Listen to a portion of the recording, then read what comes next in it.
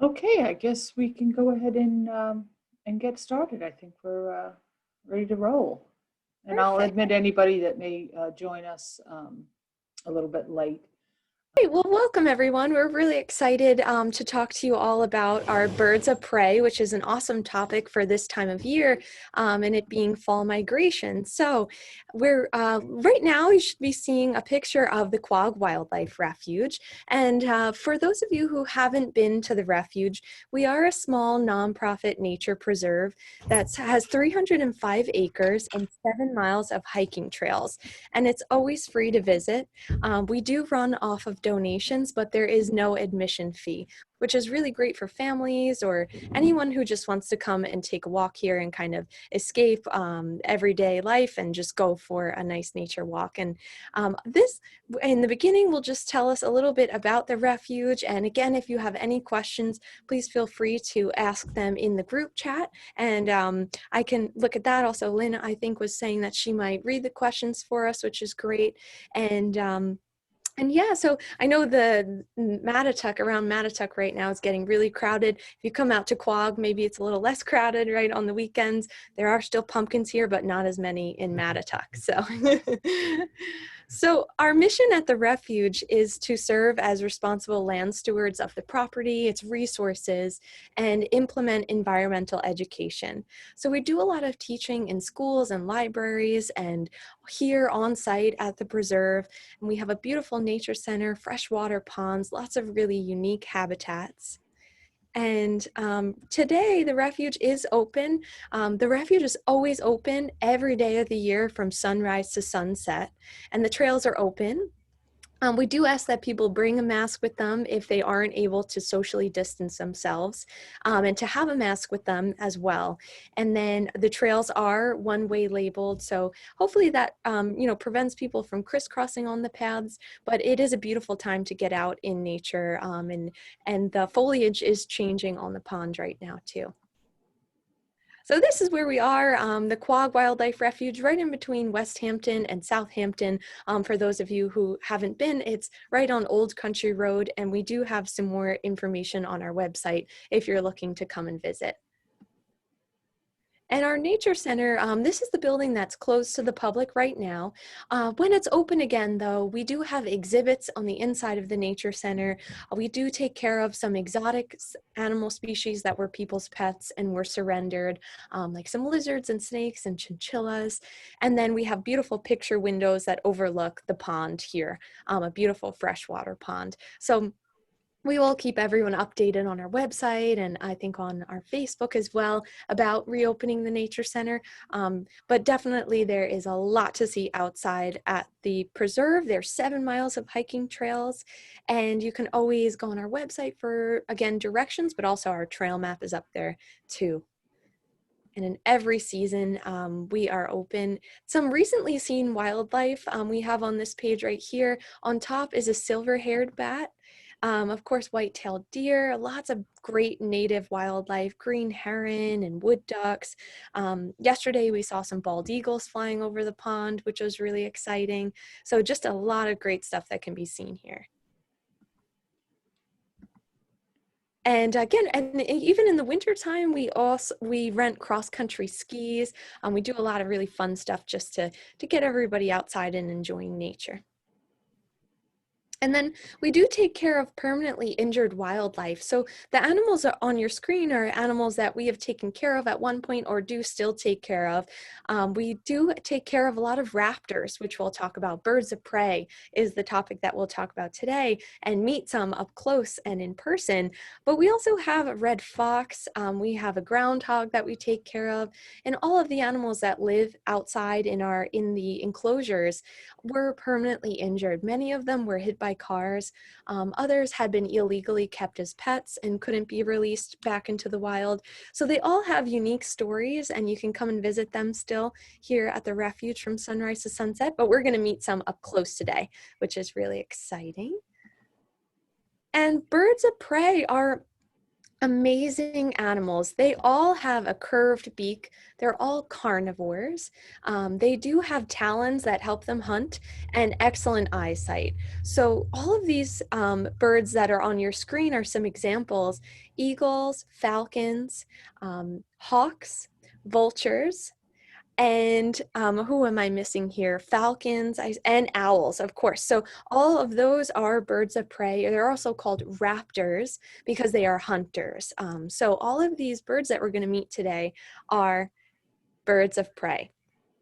So again, if you have any questions, I'm just going to stop our screen share and make sure my video is pinned. So you should be seeing, I think, me up close right now, and we're going to bring our first bird of prey out. And if you have any questions, please feel free to leave them in the chat. One thing that you'll notice that we do for our birds of prey, because they are permanently injured wildlife, we will be handling them on a leather glove. So they'll sit nice on our leather glove while we talk to people about them. Many of them we've had for years and years, and we've trained them. It does take a lot of training for the birds of prey. But you'll notice that they're sitting on our glove, and around their ankles, they have what's called a jess. It's almost like a dog's collar. It's made out of leather, and it's comfortable for them to wear, just like your dog would be wearing a collar. And then it keeps them safe when we bring them out into a building or out into public, because it's keeping them on a leash and a collar. So they can fly from the glove, and sometimes they will do that. So that's a natural thing. So our birds of prey will be handled on a glove. And I do see a really great question that was messaged. Are birds of prey exclusively carnivorous, or can they eat plants and seeds? That's an awesome question. They are actually, they are exclusively carnivorous, but as young, sometimes they'll eat sometimes they'll accidentally eat insects, or on purpose. Many birds of prey eat insects. Other birds of prey will actually eat purposefully fish and all of these different types of meat, but because they have talons and this curved beak that's good for tearing flesh, they don't eat plants or seeds, but they can accidentally ingest those things. All right, so our first bird of prey is coming out, but again, if you have any questions, please feel free to leave them in the chat.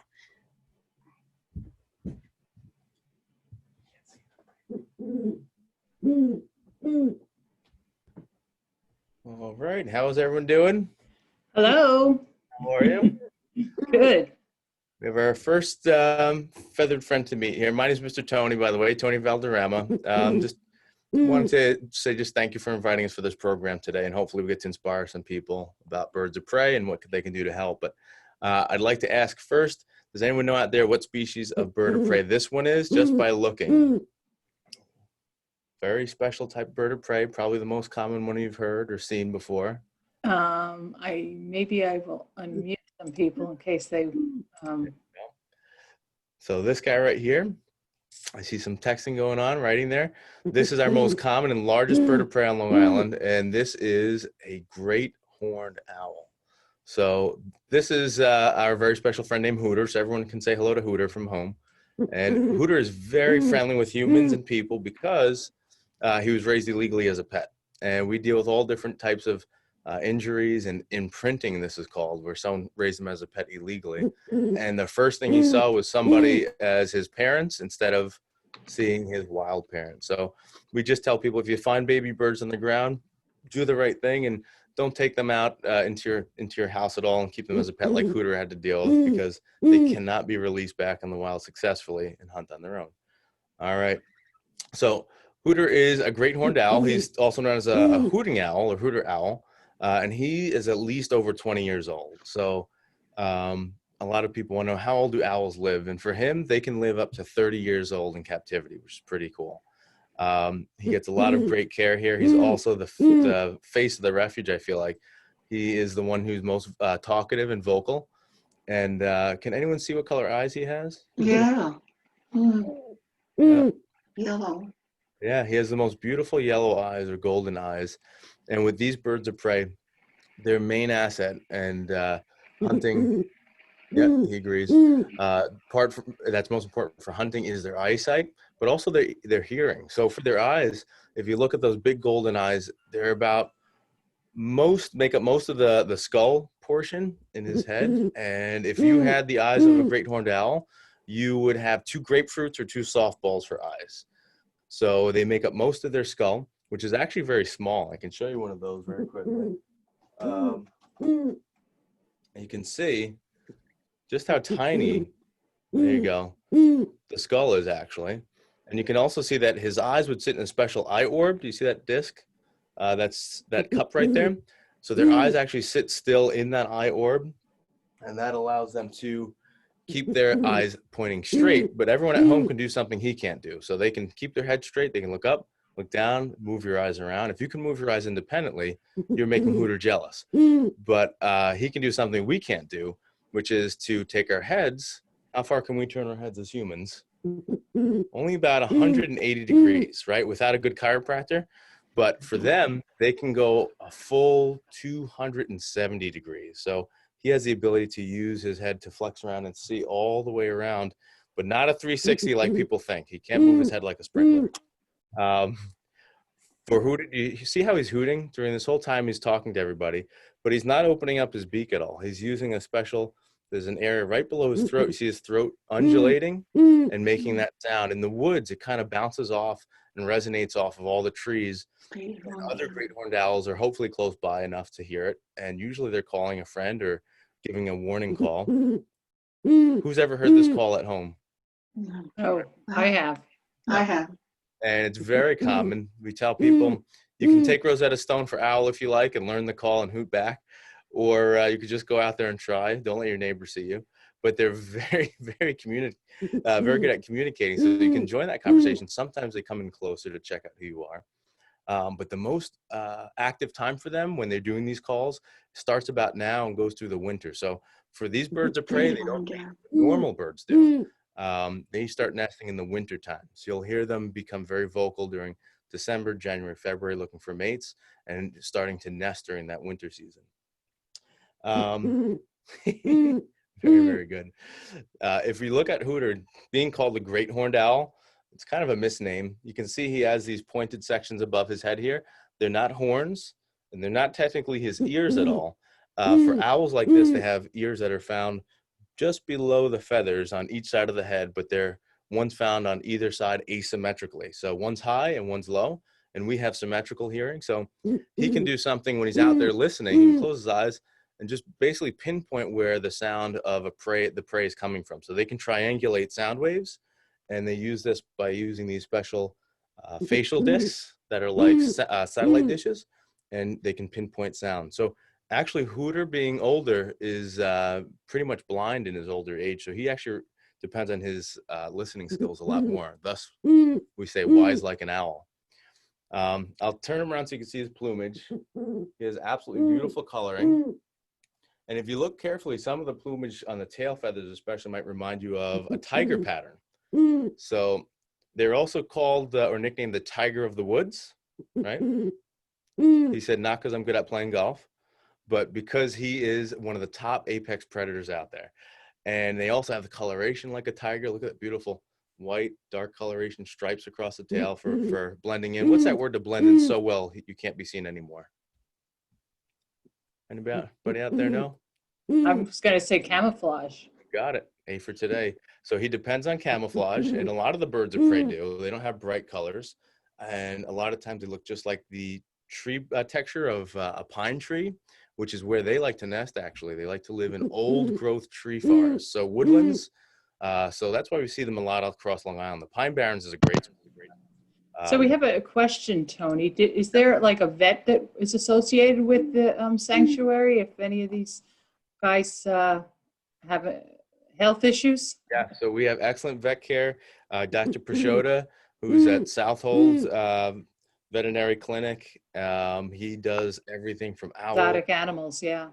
He's amazing. He does all types of creatures. We give him a big thank you because the work he's done on all these animals has been amazing, including owl eye surgery, work on chinchillas, all kinds of things. So they get some of the best vet care out there. We're very lucky. Yep. All right. I'll just give you a close up if you can see Hooter's feet. What are those on his feet called? Kara mentioned this before. They have to be equipped with a hooked beak, but also very sharp nails on their feet called what? Can everyone see those? Starts with letter T. Talon. Talons, very good.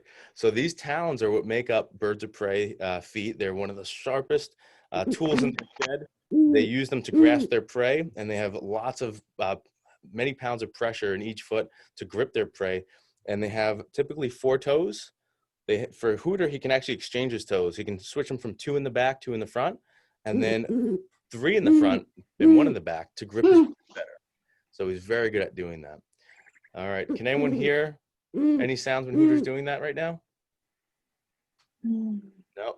So he flies completely silent, and you'll notice for owls, we'll talk about that probably more at the next one, but they have silent flight as well, which is amazing. And a bird of prey like this, if you see them sitting in a tree, they might look like they weigh 15 to 20 pounds. Do you have a guess as to how much Hooter might weigh? So a bird of prey like this, you'd think 15 to 20, but they actually are full of feathers, and he weighs about 3 to 4 pounds usually. No. Really?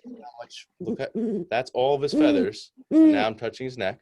So he's loaded with all these feathers, and then he has hollow bones. So he's very, very light but powerful hunter. And he can hunt everything from small rodents to opossums, raccoons, snakes, skunks, other owls. And I've even seen them picking up a feral cat. So here we have strict, healthy Hungry Man dinner style food, mice and rats that it's measured by grams for him.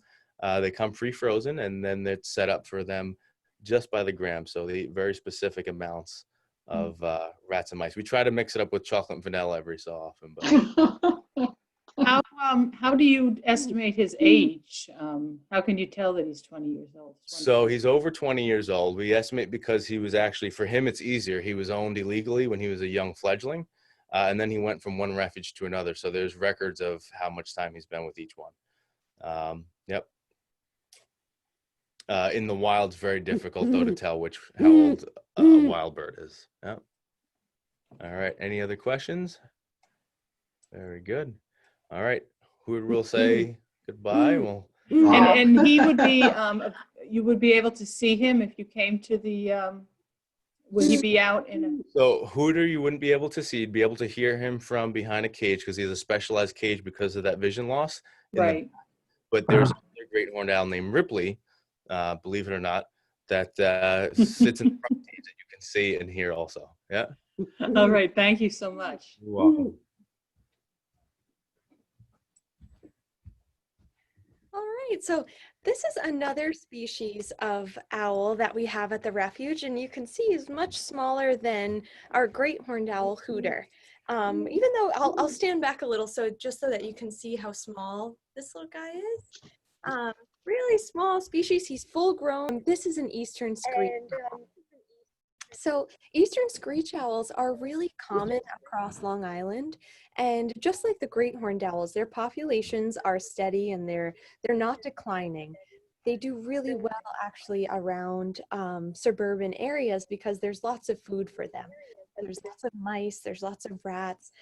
This species of owl will also eat insects. So I'm sure a lot of us have seen moths flying around street lamps at night or even around your front porch, and screech owls will hunt for insects, mice, moles, voles. So even though they're tiny, they're adorable, they are still really great hunters. They are a predator. And just like the great horned owl, they have that curved beak that you can kind of see under all these feathers, and then talons, but on a much smaller scale. So they occupy a different niche in the environment than the great horned owl does. They're kind of in the middle of the food chain. So they're able to hunt smaller animals, smaller prey than the great horns. They do really well on that, but they have some disadvantages. They're not as large, of course. So bigger birds of prey like the great horned owl can actually be a predator of the eastern screech owl. So to combat that, right, there are lots of bigger predators in the forest of eastern screech owls. They have this great camouflage. You can see all of those feathers look just like tree bark. So they are amazing at camouflaging, and they prefer and can only use a cavity or a hole in a tree to lay their eggs and also to find shelter. So if you see a hole in a tree that's around the size of your fist, and I'm sure we all have, even when you're hiking, you can look for these cavities, usually made by woodpeckers or a fallen branch. That's a perfect spot for the eastern screech owls to sleep during the daytime and find shelter from bigger predators. And sometimes they'll even stick their heads out of the boxes or out of the tree cavities, and you can see though that they blend right in. But occasionally people get photos of them just with their head sticking out of the cavity, which is amazing. So our eastern screech owl is a male. We actually do have two eastern screech owls. One is a female and one is a male, and they live in the same enclosure. They get along really well. They were both found around the same time, and unfortunately, both of them had been injured by cars in the wild. They had been hit by cars, and they were found along the roadside by a driver that then brought them to the Star Foundation, which is in Middle Island. It's a wildlife rehab organization. So they were rehabbed there and they healed from their injuries, but both of our screech owls have some wing damage and some eyesight problems, and then potentially brain damage. So for these guys, even though, you know, he looks perfectly healthy, he just can't find his own food and hunt for his own food. So for a wild bird, especially a predator, that way it would be impossible for this guy to survive out in the wild, and that's why we take care of him. So screech owls can live in captivity with proper care, and we give them lots of vitamins. I know Tony was saying too, they get a certain percentage of their body weight in food every day. So they can live up to 15 to 20 years old. And we don't know how old this screech owl is because he was born in the wild. So we don't know how old exactly he is. You can tell post-mortem, you can age a bird by their bones afterwards, but it is really hard to know. But he's doing really well. You can see he's really comfortable on the glove too. I think the virtual programs have been different for the birds because they might be able to see their reflection in the in the computer screen, but it's definitely quieter than when we go on programs to organizations or to places in schools. So I think they've been enjoying it a little bit. And just as some more life history on the screech owls, they can be born, and usually they're born in clutches of 4 eggs, or 2 to 4 eggs will be laid. And unlike many other birds of prey, unlike other predator birds, they can actually be found in 2 different colored phases, it's called. So this is a gray phase or a brown phase, but they can also be born with red feathers. And on Long Island, we definitely have both color morphs, but it's just like being born, it's a genetic, right? Just like I have brown hair, or maybe someone else has blonde hair. It's genetic how you're born. A litter of puppies can be found in different colors, and that's the same with screech owls. So they can be found in this like brown gray phase, or a really rusty red color phase. And we have both. This is our gray phase, and then we also have a red phase screech owl. And there's not a lot of ways to tell the birds of prey, or the predator birds, a male from a female. Does anyone have an idea how you might be able to tell a male from a female bird of prey? It's a little bit tricky. And that's okay if we don't have any guesses. So the way to tell is actually, if you see 2 birds together, maybe 2 great horned owls, or even 2 bald eagles, 2 screech owls, the bigger bird is always the female. And usually the females are a little bit larger than the males in all of these predator bird species, because they have to incubate and brood the eggs and then feed the young. So it takes a lot of energy. And so that is why the female is usually larger than the male. And sometimes scientists think too that the male will be hunting and he could squeeze into, other places that maybe a larger bird couldn't and find more prey for the clutch of young. So if you see two birds next to each other and one is visibly larger, then that's probably the female. And in other bird species like ducks and cardinals, usually the male is more brightly colored to attract a mate, while the female is a little bit duller, has duller feathers to camouflage the nest. But for birds of prey, that's not true. So they have no dimorphism. It's called sexual dimorphism. So for the birds of prey, both the male and the female look the same, which is really interesting. And like Tony was saying too, these guys have amazing, awesome senses. So their sense of hearing and their eyesight is really great, of course, for hunting at night. And most owls will hunt when the sun goes down. Some will wait for dusk. Some will hunt during the day, like the snowy owl that will migrate to Long Island in the next coming months because it's warmer here in the winter. But for these guys, they're non-migratory. For the owls that we just met, the great horned owl and the screech owl, they don't migrate south. So they live on Long Island all year round. They have these awesome feathers that are really downy, just like Hooter, our great horned owl, has, and they can survive really cold temperatures. So they can survive our winters just fine. They don't need any help, and there's plenty of prey around for them. And then if you look at the front of his face, you might see these bristles that look like whiskers. Can anybody see that right along here? Those are great helping tools for hunting, especially for hunting insects, so they can feel what's in front of their face a little bit larger. Yeah, you can kind of see it with the dark background, but it's a little bit harder to see. But those bristles and those whiskers, they're special feathers that will help them feel and protect their face. Lots of birds of prey have a third eyelid that you might be able to see in the corner of his eye. It goes across his eyelid, almost like a windshield wiper. That will protect his eye from prey because their eyesight is such a good tool. And at home, if you take your thumb and your index finger and rub it together next to your ear, if you do that and hear that tiny little noise that your fingers make rubbing together, an owl can hear that noise across a basketball court. So they have amazing hearing, and that really helps them hunt at night. All right, so does anyone have any questions about our eastern screech owl? So feel free to unmute yourself if you would like to ask your question. Or as I said, you can go ahead and type it as well. Not seeing any questions popping up here. Oh, I see.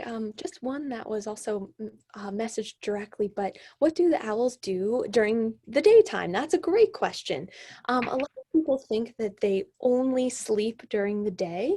And what's really true is that many owls will roost and rest during the day, but they usually will stay alert for predators. So sometimes, like for instance, an eastern screech owl can go into a cavity and be really well protected. So they might be sleeping continuously through the day. But the great horned owls, which is the bigger species, they can't really find a shelter, and they don't even desire one because they're at the top of the food chain.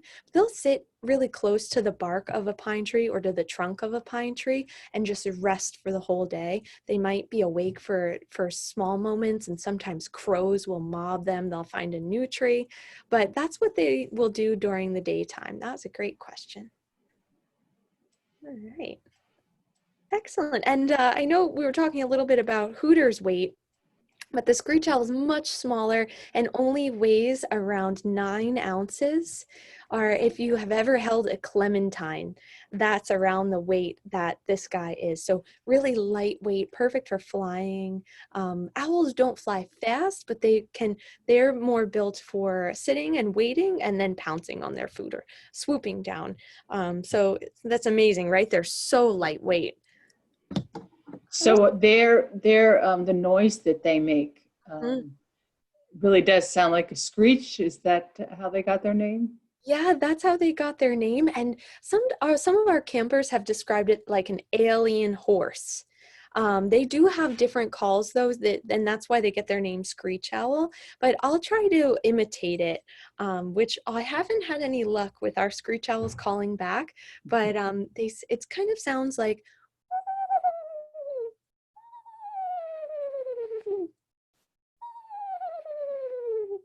So that's a little bit the way. That wasn't the best one that I've ever done, but but that is what they sound like. If you hear that at night, it's the eastern screech owl. All right, and we have another bird, but again, if you think of anything about our eastern screech owl, you can always ask it as well. All right.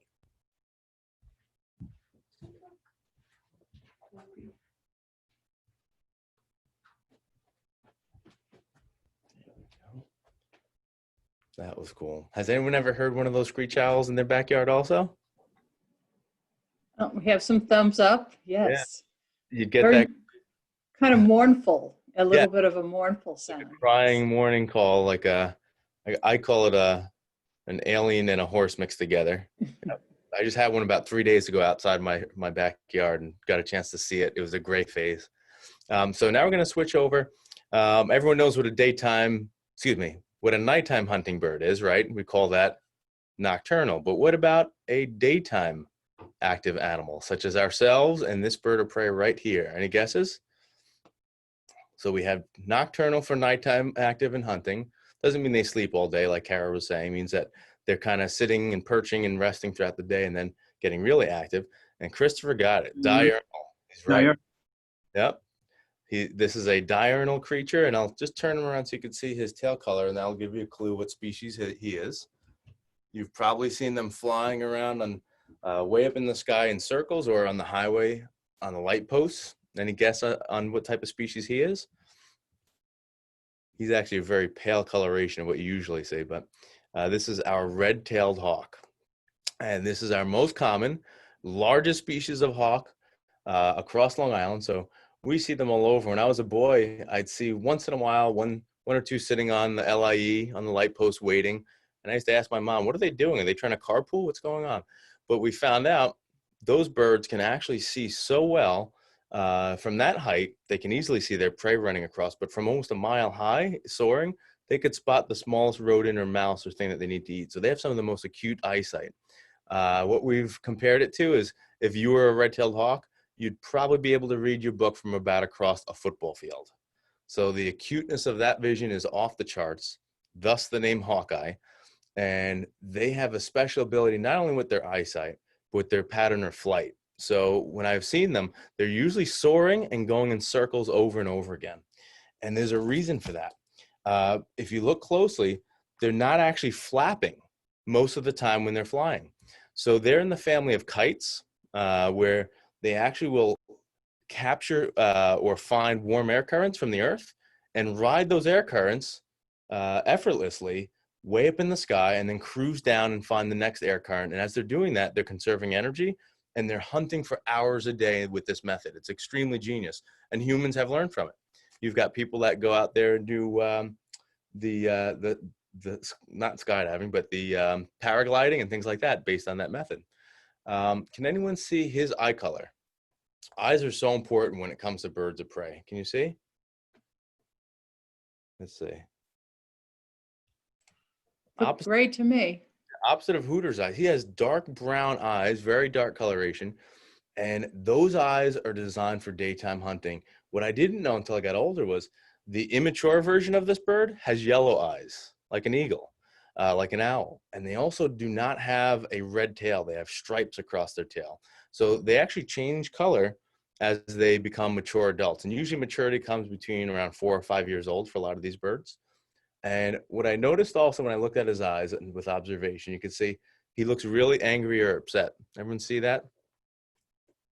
He's got these eyebrows always like this. He can't help it. Neither can his eagle or falcon friends. What we found out is they have something called an eyebrow ridges. It's part of his skull designed to hang over his eye and keep the sun from blinding him. There he goes, getting fluffed out. Good. That's more comfy. Good job. So these eyebrow ridges help them to see in the daytime without getting blind. It's like you and I wearing a cap or our headpiece. And with that, they will capture everything they can fit in those talons. I've heard of all kinds of cool things. Unfortunately, including my chickens. So they're also known as chicken hawks. They'll go after squirrels and rabbits, which is great prey. Rats and mice, which great. We need them to balance the food chain, and that area is definitely needed. But then I've seen something crazy where I get calls about small dogs like Chihuahuas and Chiweenies and Yorkies. I'm like, uh-oh. If you have small dogs and it's during the springtime where it's their mating time or nesting time, just keep an eye on those little creatures at home as well. And just make sure for your chickens, if you have them, just make sure they're covered and protected during that time. They're extremely adaptable hunters. If you look closely at his feet, they don't look like Hooter's feet or the other owl's feet at all. They're very scaly, and that kind of reminds me of dinosaur feet.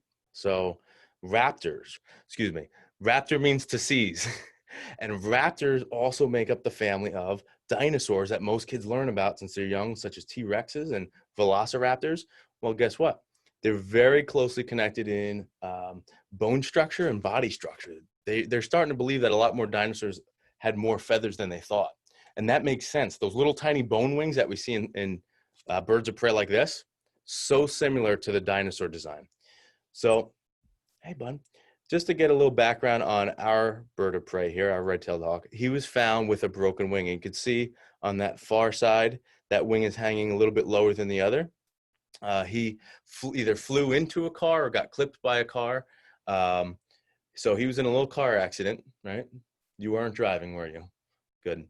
So with him, with that little bit of damage, luckily he didn't have to have his wing amputated. But he still can't fly around the way he needs to capture prey if he was in the wild. They need that wing strength to soar for hours, like I said before.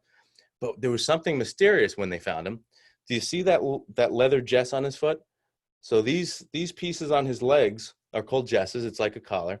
They found one of them on him when he was discovered injured.